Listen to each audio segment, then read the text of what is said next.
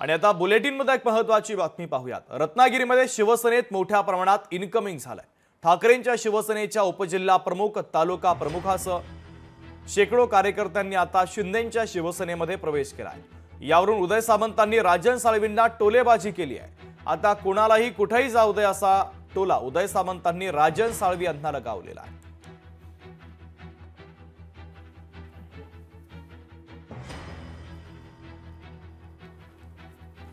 तर रत्नागिरीमध्ये शिवसेनेत आता मोठ्या प्रमाणात इन्कमिंग केली जाते। ठाकरेंच्या शिवसेनेच्या कार्यकर्त्यांनी आता शिंदेंच्या शिवसेनेमध्ये प्रवेश केलेला आहे।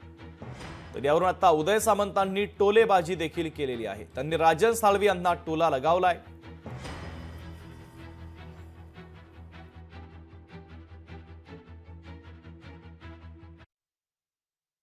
धनुष्यबाण घेऊन भविष्यामध्ये जिल्हा परिषद पंचायत समितीला देखील वेगळा ठसा उमटवतील याची खात्री त्यांचा बंधू म्हणून मला आहे।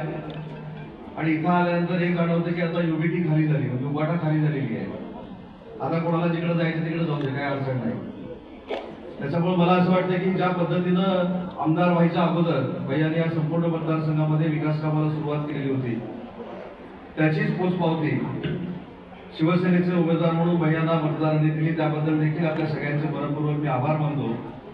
आणि त्यांच्याकडनं विकासात्मक अपेक्षा आपल्या सगळ्यांना असताना त्या पूर्ण करण्यासाठी राज्याचा मंत्री म्हणून, त्यांचा भाऊ म्हणून मी त्यांच्या सोबत आहे।